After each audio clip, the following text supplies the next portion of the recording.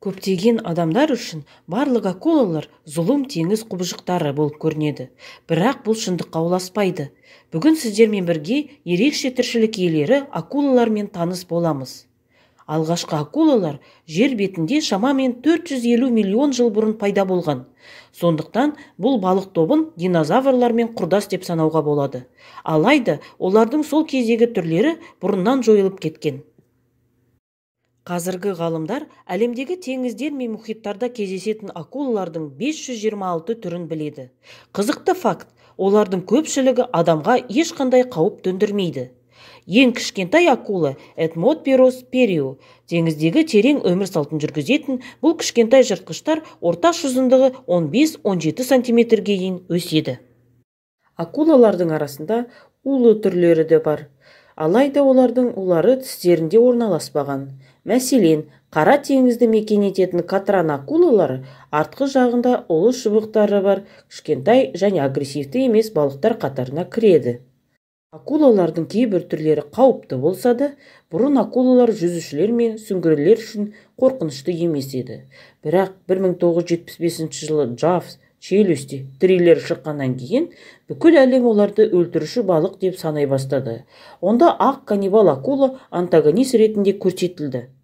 Ең үлкен акула және жалпы әлемдегі ең үлкен балық киттік акула.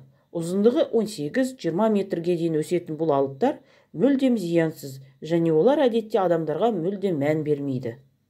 Балықтардың көпшілігі миллиондаған уылдырық салады. Олардың 99% өледі. Бірақ акулалар орта есеппен 3-тен 100-ге дейін ұрпақ туады. Бірақ олардың өмір сүру деңгейі әлдеқайда жоғары. Акулалардың кейбір өкілдері өмірдің алғашқы минуттарынан бастап толықтай тәуелсіз тірі ұрпақтар шығарады. Басқалары жұмыртқа өсіру арқылы көбейеді. Гренландия полярлық акуласы ең баяу. Ұзындығы 6-6,5 метрге дейін өсетін бұл балықтар негізінен қоректенуі де, қозғалуы да сағатына 1,5-2 км жылдамдықты құрайды. Бұл адамның әдеттегі қадаммен жүру жылдамдығынан 2 есе баяу. Жердің барлық омыртқалы жануарлардың ішінде Гренландия полярлық акуласы ұзақ өмір сүру бойынша рекордшы болып табылады. Ғалымдар бұл балықтар үшін 400 жыл жас шегі емес екенін анықтады. Акулалардың барлығы дерлік тек тұзды суда өмір сүре алады, бірақ олардың кейбіреулері оп-оңай тұщы суға шыдайды және өзендерге алысқа жүзе алады. 1945 жылы Екінші дүниежүзілік соғыс аяқталғанға дейін американдық Индианаполис крейсері жапондық сүңгуір қайықпен батып кетті. Тірі қалған теңізшілердің едәуір бөлігі ұзын қанатты және жолбарыс акулалардың шабуылынан қайтыс болды. Бұл тарихтағы ең жаппай акула шабуылдарының бірі. Әртүрлі акулалардың адамдарға шабуыл жасау жағдайлары жыл сайын тіркеледі, бірақ олардың саны өте аз. Сонымен қатар, көп жағдайда сүңгуірлер балықты шабуылға итермелейді. Мако акулалары ең епті және жылдам. Ұзындығы 4-4,5 метрге жететін бұл балықтар сағатына 110 км жылдамдықпен қозғала алады және ауадан 5-6 метрге дейін үлкен секірулер жасай алады. Бұл балықтардың көпшілігі баяу көбейеді. Бұл олардың саны аз ұрпақтар әкелетіндігімен ғана емес, сонымен бірге жыныстық жетілуге көбінесе 10-15 жасына жететіндігімен байланысты. Ақ акулалар өлімге әкелетін жыртқыштар болып саналады және оларға адамдарға жасалған шабуылдарының көпшілігі жатады. Бұл іс жүзінде олай емес. Тек сыртқы ұқсастығына байланысты оларды басқа түрлердің туыстарымен жиі шатастырады. Қазір ақ акулалар жойылу қаупінде тұр. Океанологтардың айтуынша, бүкіл әлемде осы ірі балықтардың 3500-ден астамы қалды. Көбінесе кеме апаттарында ашық теңізде қалған адамдар сыртқы түрі мен өлшемі бұл ұзындығы 5 метрге дейін ақ акулаларға ұқсас ұзын қанатты акулалардың құрбанына айналады. Себебі бұл балықтар біріншіден өте көп, екіншіден олар негізінен теңіздер мен мұхиттардың ашық кеңістігінде судың беткі қабаттарында кездеседі. Ақ акулалар керемет жыртқыштар. Олар олжаны көріп қана қоймай, бұлшықет жиырылған кезде оның ең кішкентай электр импульстарын сезінеді. Бұл балықтар импульстарды 0,5 милливольтқа дейін сезе алады. Ал иіс сезгіштік қабілеті оларға суда 5 шақырым қашықтықтағы олжаны табуға мүмкіндік береді екен. Адамдар көбінесе бұқа акуланың шабуылдарының құрбаны болуы мүмкін. Бұл балықтар көбінесе Африка мен Оңтүстік Американы кейде елдерінің жағалауларында кездеседі, және көптеген шабуылдар ресми статистикаға енбейді. Жолбарыс акулалары дамымаған интеллект пен жоғарғы агрессивтілікке байланысты әртүрлі жеуге болмайтын заттарға жиі шабуыл жасап, оны жұтады. Кейде олардың асқазандарында ең таңғаларлық заттар да кездеседі. Ақ акулалар, егер мүмкін болса, басқа түрлерінің туыстарын оңай жей алады. Кейде кішкентай мак акулалар олардың олжасына айналады. Шын мәнінде балғалы акулалардың көптеген түрлері бар. Балға акула басы шынымен балғаға ұқсас. Оның көздері шеттеріне орналасқан. Бұл балықты 360 градусқа тігінен қарауға мүмкіндік береді. Бұл балықтардың кейбір түрлеріне каннибализм тән. Сонымен үлкен басы бар балға акулалар көбінесе өз түрлерінің жас түрлерін жейді. Акулалардың көптеген түрлерін ұзақ уақыт бойы ұстау мүмкін емес. Бостандығынан айырылғаннан кейін бұл балықтар өз еріктерін жоғалтады, көбеюді тоқтатады және жиі өледі. Бірақ акулалардың кейбір түрлері кез келген жағдайда бейімделе алады. Ақ акулалардың туысы болып келген, миллиондаған жылдар бұрын жойылып кеткен мегалодондар мүмкін жер бетіндегі ең ірі жыртқыш балықтар болған. Ұзындығы 15-18 метрге дейін жететін олардың массасы 35-45 тоннаға жетті, және тіпті киттерге де шабуыл жасай алды. Барлық акулалардың ішіндегі ең өткір иіс сезу ақ акулаларға тиесілі.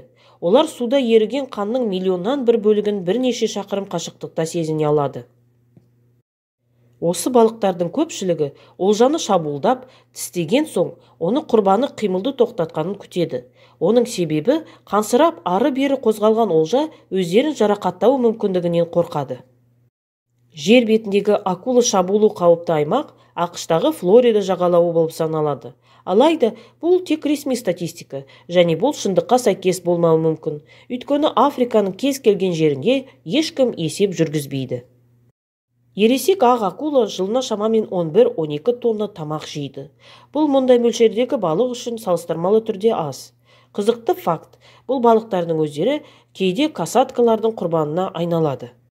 Бұл түрдің ең терең теңіз өкілі Португал акуласы. Бұл балықтардың рекордтық тереңдігі 3700 метрден асады. Кейбір акулалар үнемі тамақ іздеп қоныс аударады, бірақ кейде туыстармен бірге көбею үшін жиналады. Кейбір ғалымдардың пікірінше, қоныс аударатын акулалардың көшуі қоныс аударатын құстардың көшу қонынан да қиын екен. Акулаларда әлеуметтік иерархия сияқты ұқсас жүйе бар. Мысалы, ұзын қанатты және жібек акулалардың мөлшері шамамен бірдей, бірақ олардың тіршілік ету ортасы қиылысатын жерде жібек тамақтану кезінде бағынышты позицияны алады екен. Кеңінен таралған пікірге қарамастан, барлық балық түрлері ақылсыз және табиғи инстинкттерге ғана тәуелді деп айтуға болмайды. Олардың кейбіреулеріне қызығушылық пен ойынға әуестік тән. Мысалы, атлантикалық майшабақ акулалары көбінесе бір-бірімен қоласпақ ойнайды, және әрқашан аузында балдыра ұстайтын балық қуышы болып табылады. Мысық акулалары бір-бірімен әр түрге және тіпті жынысқа ғана тән жарқырап тұратын денесіндегі өрнектер арқылы тіл табысады. Көзге көрінбейтін флуоресцентті жасылдақтар көк сүзгі жарқыраған кезде ғана көрінеді. Акулалар әрдайым дерлік әлсіз олжаға шабуыл жасайды. Сондықтан олар шабуылға дейін ықтимал құрбанды айналып өтіп тексереді. Дельфиндер акулалардан қорықпайды. Олар әдетте топпен жүріп, ал қауіп төнген жағдайда күш пен ептіліктің артықшылығын пайдаланып, бірінші болып шабуыл жасайды. Олар әдетте бұл жыртқыштардың тыныс алу саңылауларына немесе іштеріне мұрнымен соққы береді екен. Акулалардың көптеген түрлерінде, терең теңіз түрлерін қоспағанда, көру қабілеті өте өткір. Адамдарға қарағанда 2 есе өткір, алайда олар түстерді ажыратпайды екен.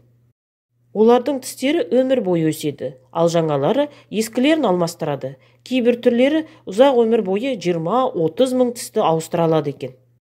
Акулалар судан оттегін тек жүзу кезінде ала алады. Қозғалыссыз күйде олардың тыныс алу мүшесі суды сора алмайды. Сондықтан бұл балықтар тіпті қозғалыста ұйықтайды. Орнында тұрып, олар шамамен 10-15 минут ішінде тұншығып қалады екен.